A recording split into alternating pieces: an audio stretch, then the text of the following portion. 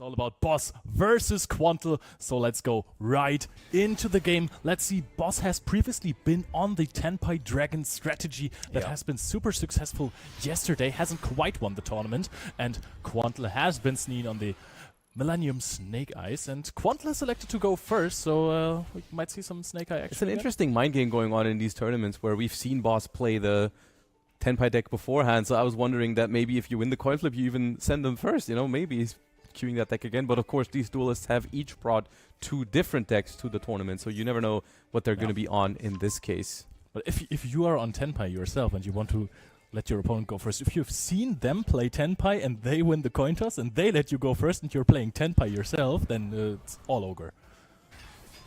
I'm just calculating the entire this. Okay, yes, I think you're right. It's a bit complicated here, but this is what the mind games are all about.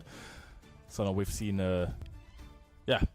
Diabellstar, the Black Witch, discarding Poplar.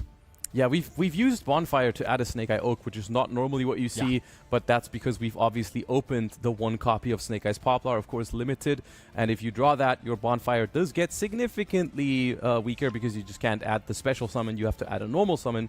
But of course, putting that Poplar into the graveyard as a target for that Snake Eye Oak is very nice here. Yep, that is pretty big. Now, Sinful Spell's Snake Eyes is being set to the field, can only special summon out Snake Eye as Ash from the deck, which is not that strong anymore since Poplar and Oak are already out of it, but it's still another card that can just special summon Flamberge from the deck if you want. So it's nice to have a target, right? Exactly. If there's something messing with this Snake Eye Oak, for example, like an Ash Blossom when it tries to send itself in another card to summon the Flamberge, we can still get the Snake Eye Ash to do the same thing with. First things first, we're going to get our Poplar Search one way or another for the Divine Temple. Yep, and also if you have the original Sinful Spoils, if you have at any point a Requiem in the Spell and Trap Zone, you can just generate another body off of it to go into possible Appaloosa plays or whatnot. But first we go into the Snake Eyes Flamberge Dragon, and I think that we're not going to see it for a long time here on the field. Maybe for a little bit longer than I was anticipating. I think it's going to stick around for a while to minimize the impact of a potential Nibiru. That's the beauty of this deck, is it has so many different ways to play around those cards that your opponent can throw at you, because now we're going to use the Fiendsmith portion here to establish likely an Appaloosa above the Goddess at some point, maybe even before we link off the Flamberge, so that way. Yeah. So we were joking around earlier, with everything going on in the world, there's always a constant thing, and that is if you go through your Snake Eyes combo, you're basically safe against most things like air traps. So some things haven't changed in a long time, and that is the power of the Snake Eyes, of course. Been there for a while, always adapting a little bit, of course. You know, there's like limits applied to it here and there. New cards coming out though as well, some of which we are going to see in this combo here, demonstrated by Quantal. At the moment, Fiendsmith cards obviously a more recent addition, also a potential Snake Eyes Doomed Dragon out of the extra deck at some point. That one's really cool. It's a very cool card, yeah. First things first though, we're going to go into the sequence. That is a pretty easy way into Appaloosa. It's also the versatility of the Fiendsmith cards, right? Because you can either go into your Snake Eye Ash by going for Beatrice and sending Snake Eye Ash and then going Promethean Princess, or you can just activate Fiendsmith, summon out Lacrima and Engraver and just go Appaloosa with free materials and then continue to play. I think that is the most outstanding quality of the card, that you can either use this to get to your combo or you use it to protect your combo. And of course, it's also removal if the Engraver is on the field. You can put the Requiem into the Spell and Trap Zone and remove a monster from the field, not even destroy it, which some cards are protected of. Yeah, I mean, Fiendsmith Engraver, phenomenal card. The Fiendschmidt. That's what they call him sometimes. No, Fiendsmith Sequence is being activated after the original Sinful Spoils Snake Eyes to summon out the Snake Eye Ash. Some would call this interesting sequencing. Oh, very good. Now, I wonder if you have... Oh, now there is an... I was wondering what that was, because I did see Boss having a response window at certain points here, thinking about the perfect moment to use that infinite impermanence, has decided that the Fiendsmith sequence is the one we want to use it on. But that is going to be rough here. Yeah, also you have the Tracked in hand now. Track can also fusion summon later on. Exactly, that can replace basically that sequence effect a little bit. Of course, with Tracked, you don't get to use the materials from your graveyard for essentially free. You do have to fuse the monsters from your field. Imagine. Imagine a card did that. Oh, that would be completely insane. You think they'll ever make a fusion spell that takes the materials from the deck? I mean, we've seen some, right? Well, that'd be pretty good. Imagine someone wins a WCS with something like a Shadow Fusion. That would be crazy. That's wild, yeah. I couldn't even imagine that. Right, the thing is, if we go for a tract here in the graveyard to fusion summon Lacrima and summon back Engraver, did we win anything? Not really, no. You would probably just bring the Engraver back first and then Yeah. use all three to make a Desirate. That is a line that's available here. That will cost us a lot of material on the field, though. That is the expensive way to make Desiree, essentially, is when you have to use 3 monsters from the field with the tract. If you're Nibiru in this situation, isn't that still very, very strong? I mean, there is like a token, and there is 2 monsters that are coming back to the field. I think you just have an easy way into the Promethean Princess then, right? But there was no IP Masquerena yet. That could be summoned off. It would still be something. However, this is like a point in the game where the Nibiru mind game becomes very weird at a certain point, because at this point, there's been the opportunity to summon an Appaloosa multiple times throughout this turn. So at a certain point, you just have to ask yourself, does my opponent really potentially have a Nibiru here? Because I've threatened the Appaloosa so many times. It looks like we don't even want to go for Appaloosa, so this is either a DDD Wave High King Caesar or Beatrice that might send a Ash Blossom Joyous Spring to the graveyard. That's what my guess would be as well, and it is actually the Ash Blossom and Joyous Spring. Good call. That is obviously something that you can do, and you will be making a Salamangreat Sunlight Wolf to add that Ash Blossom back to your hand later on in the turn, which is obviously a very, very good way to create more disruption that isn't necessarily reliant on your cards on the field. Yep, and now we go into a Link 3 Promethean Princess here, but have we gone through IP Masquerena so far? We have not gone through IP Masquerena.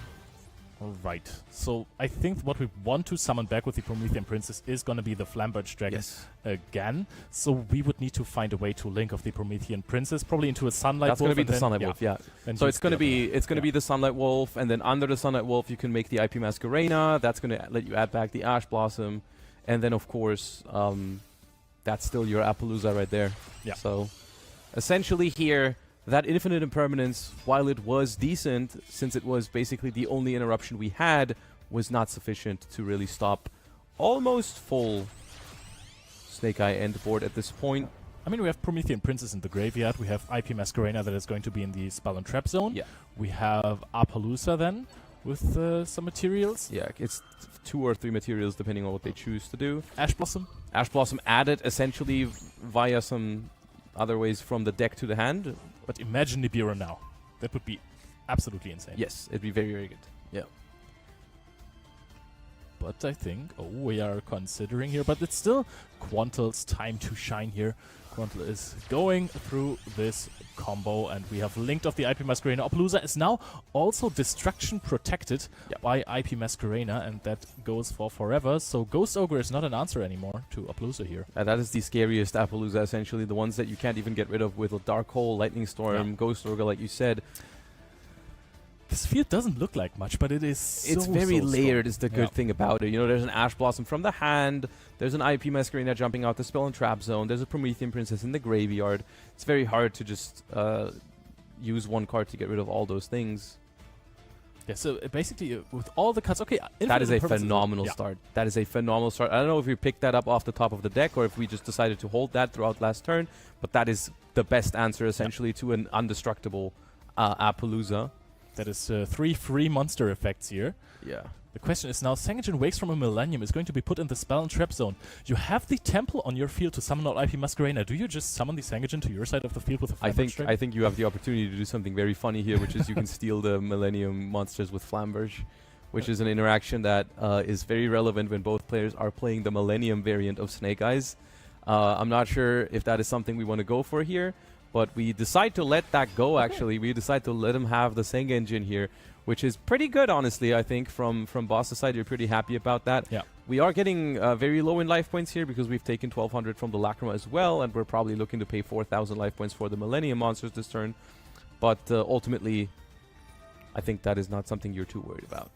Yep, and now we activate the Temple, which I find Very interesting. Yeah, I would have thought that if you have the Flamberge effect, you would want to use it, especially when you use Temple to summon out IP Masquerade. And now, I think with going to the battle phase, we just threaten the IP effect, right? You can just essentially force it out. But I would assume so, yeah.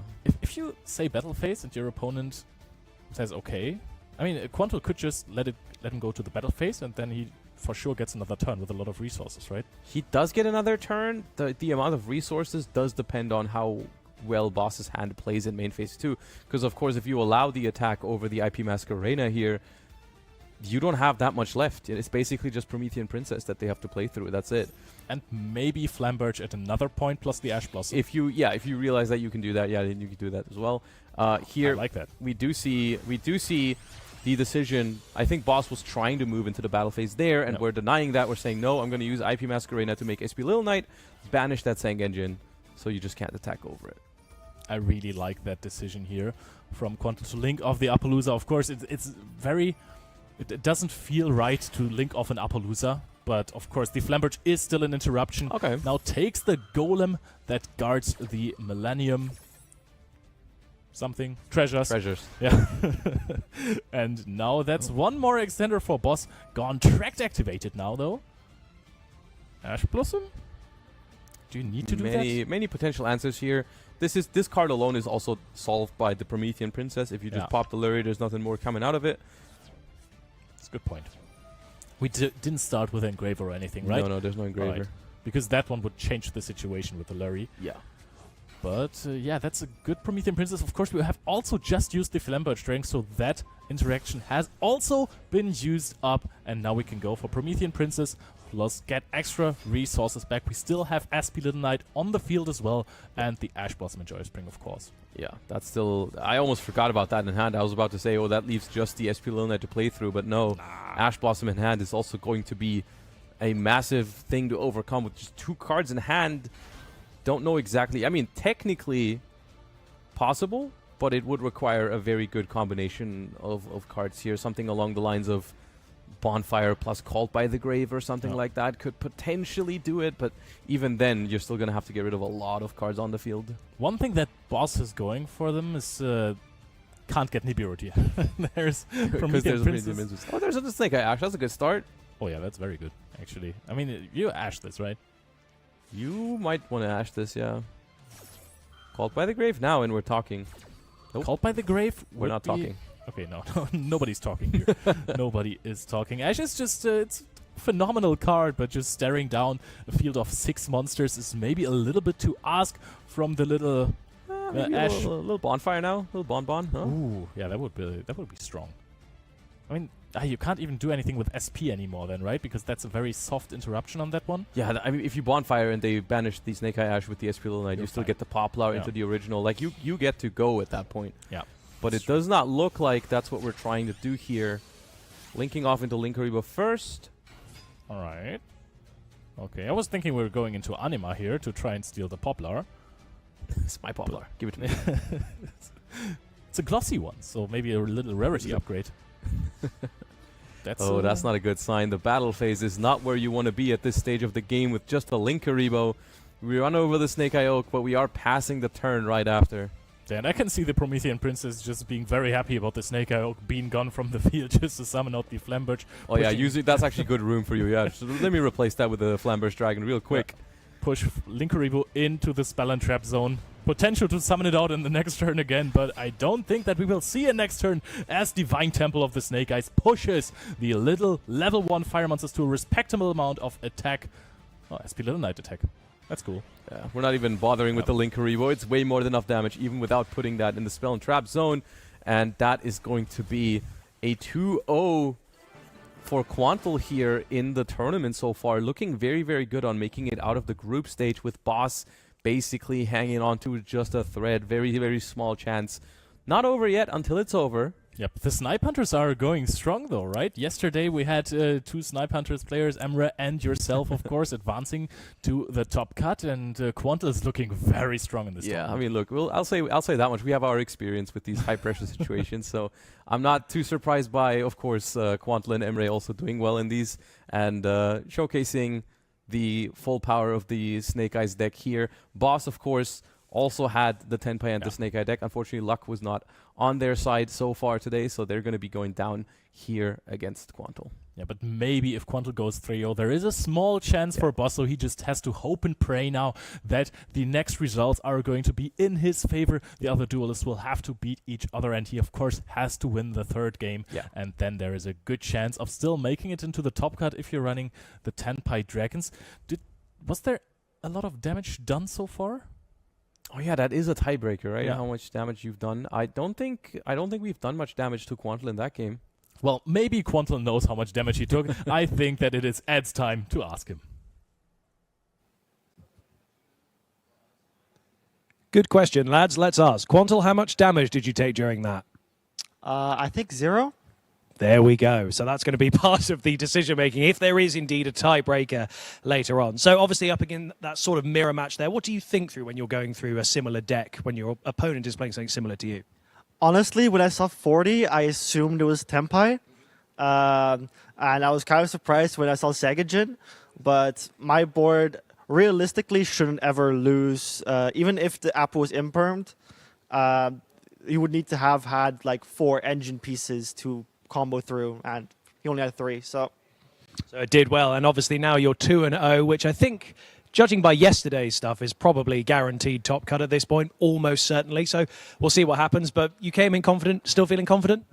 Absolutely. That's all we can ask, and best of luck in your upcoming games. I'm sure we'll have another couple of chats as this goes on. But guys, stick around. We have even more coming your way. In fact, next up, we have Latramy versus Kaito.